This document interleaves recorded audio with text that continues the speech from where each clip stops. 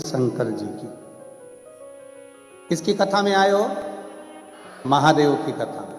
अब तुम उसकी कथा में पहुंचे हो, तुम उसकी सुन रहे हो, तो घर पे आके वो भी तो तुम्हारी सुनेगा। जब तुम निमंत्रण दोगी, आमंत्रण दोगी, जब तुम उसे बुलाओगी, एक लोटा जल चढ़ाओगी और बाबा से जब प्रार्थना करोगी, तो मेरा भोलेनाथ, मेरा विश्वनाथ, मेरा शंकर, मेरा कुबेरेश्वर बाबा भी अपना घर छोड़कर तुम्हारे दरवाजे पर खड़ा मिलेगा। ये उसकी उदार बात है। ध्यान दीजिएगा, जिसके घर में कमाने वाले दो चार हैं, पैसा तो आ रहा है पर घर में टिक नहीं रहा, डॉक्टर में, पुलिस में, एक्सीडेंट आदि में, कहीं गलत जगह पर, व्यसन में अगर पैसा जा रहा है, जुए में, मांसाहार, मदिरा पान, या कहीं आया पैसा, पैसा आने में कमी नहीं, आ रहा है पर टिक नहीं रहा, रुक नहीं रहा। कोई मांगने आ गया, दे दिया, फिर वहां से अपने पास नहीं आ रहा, अपन कह रहे हैं भैया हमारा पैसा लौटा दो, नहीं आ रहा। तो महाराज शिव महापुराण की कथा कहती है, एकादशी के दिन गंगा के जल में मात्र 7 बेलपत्री डालकर जो नंदीश्वर भगवान अर्थात जो शंकर जी के शिवलिंग के सामने नंदी होता है, उस नंदी के चरण पर गंगा का जल चढ़ाकर बेलपत्री शिव पर समर्पित कर देता है, उसके घर में रुपया रुकना चालू हो जाता है, फिर वो गलत जगह पर नहीं जाता, गलत स्थान पर वो धन जाएगा ही नहीं। एकादशी के दिन जब आप जल शंकर को चढ़ाने तो रोज ही जाते, जब एकादशी का दिन रहे और शंकर जी के मंदिर में आप जल समर्पित करें, तो 3 बार मुख से स्वधा स्वधा स्वधा या स्वधा स्तोत्र का पाठ, जिसमें 12 श्लोक।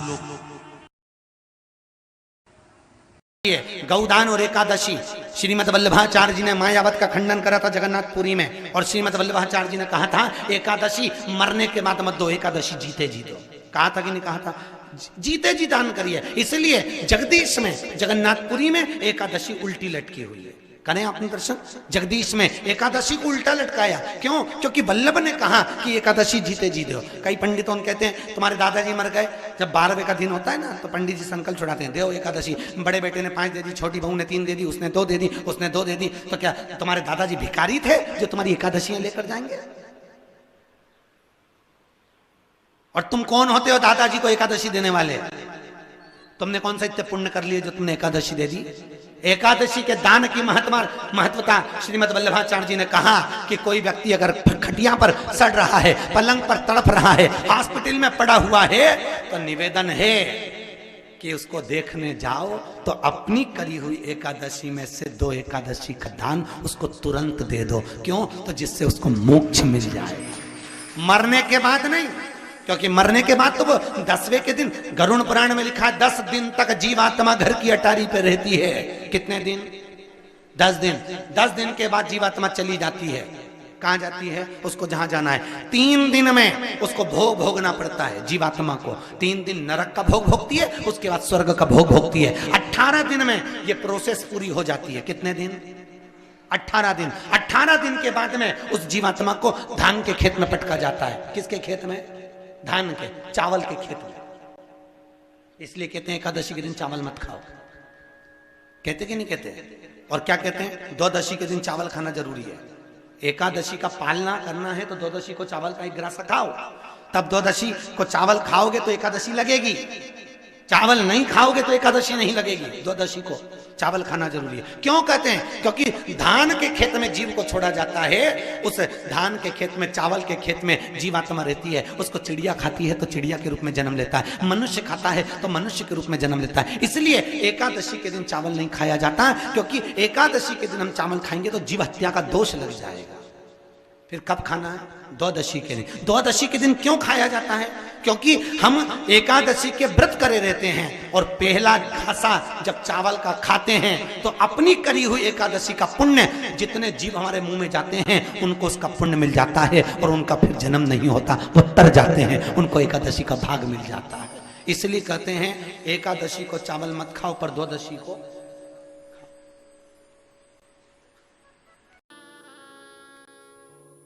कितना सुंदर चरित्र आता है गुरु नानक देव जी का।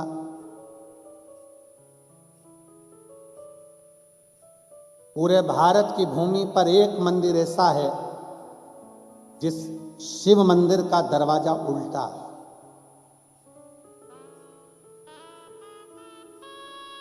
जिसको महाराष्ट्र का औंढा नागनाथ कहते हैं। आप में से किसी ने दर्शन करे हैं? अरे वाह, प्रणाम आपको सभी को। औंढा नागनाथ किसके कारण भगवान शंकर का मंदिर का दरवाजा बदल गया?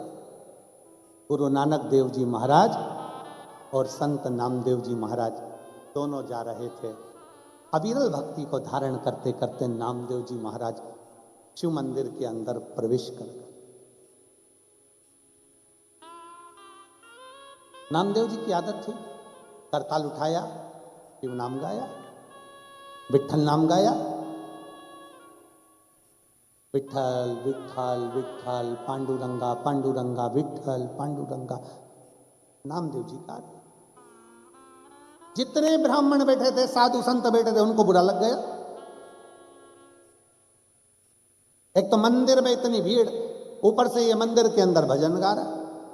नामदेव जी को एक बार समझाया, 2 बार समझाया, माने नहीं। नामदेव जी को उन्होंने उठाया और उठा के मंदिर के ठीक पीछे ले जाकर उनको रख दिया। नामदेव जी की आंख से आंसू बहने लगे। गुरु नानक देव जी ने देखा,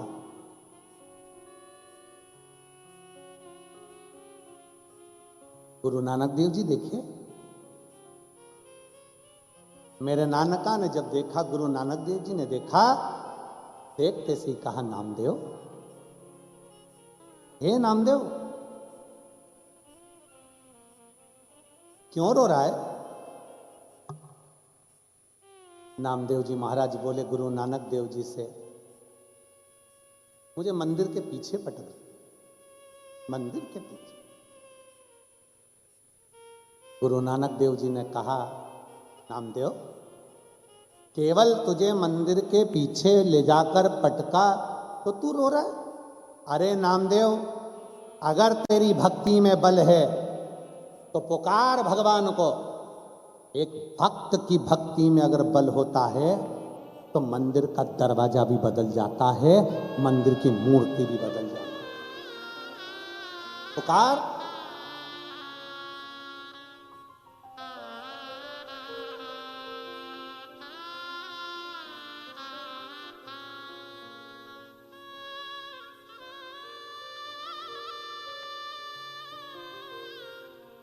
अगर तेरी भक्ति में बल है,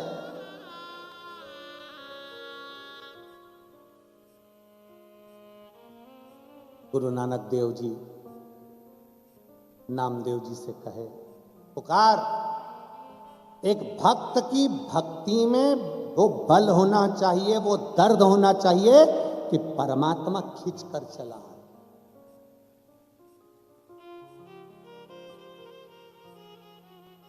और यही सिखाते हैं गुरु नानक देव जी की, एक साधे सब सधे, सब साधे बिसराए। गुरु नानक देव जी कहते हैं कि अगर आपका टूट भरोसा है, विश्वास है, तो मंदिर का द्वार भी बदलेगा। नहीं,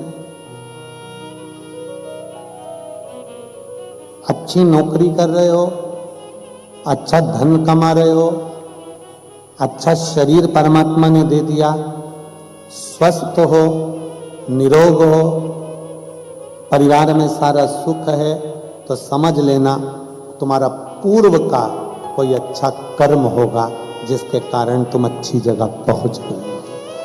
पूर्व का कर्म। अब जरा विचार करो, पूर्व में जो तुमने करा तो आज अच्छा काट रहे हो, अच्छा भोग रहे हो, अच्छा आनंद ले रहे हो। और आज जो करोगे, फिर आने वाले समय में कहीं फिर मनुष्य का जन्म मिल गया, फिर वही सुख भोगोगे।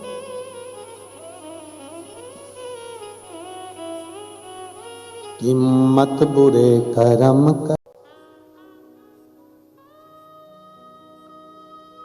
और मेरा भोलेनाथ कुबेरेश्वर बाबा आपकी झोलियां इतनी खुशियों से भरे, ऐसा भंडार भरे कि आने वाले समय में तुम सब कथा के यजमान बनने को तैयार हो जाओ। इतनी कृपा मेरा भोलेनाथ, इतनी कृपा। और ये हमारा भरोसा कहता है, इस व्यासपीठ के सामने से, शिव पुराण के सामने से कोई खाली नहीं गया, कभी खाली गया ही नहीं। बाबा देता जरूर। हो सकता है थोड़ी फाइल मोटी हो तो उसको पढ़ने में टाइम लग जाए, हो सकता है, पर आजकल वो भी फाइल लेकर नहीं बैठता, लैपटॉप लेकर बैठता है। आजकल वो भी लिखा पढ़ी नहीं करता, डायरेक्ट लैपटॉप पर काम करता। पहले के समय में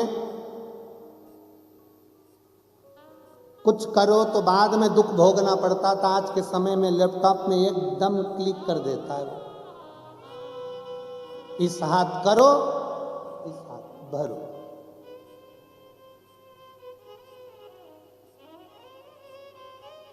और ध्यान रखो, दुनिया का सबसे सुखी व्यक्ति वो है जिसके घर में बहुत धन है या दौलत है या संपदा है, वो नहीं।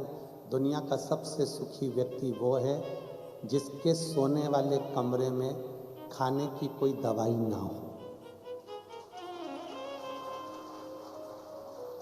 प्रथम सुख निरोगी काया, करोड़ों का धन और शरीर अच्छा ना हो, कभी कमर दुखे, कभी सिर दुखे, कभी हाथ दुखे, कभी पांव दुखे, बड़े। हम जहां ठहरे हैं ना, तो कजन कौन सी बिला है? हाँ, तो जो भी है तुम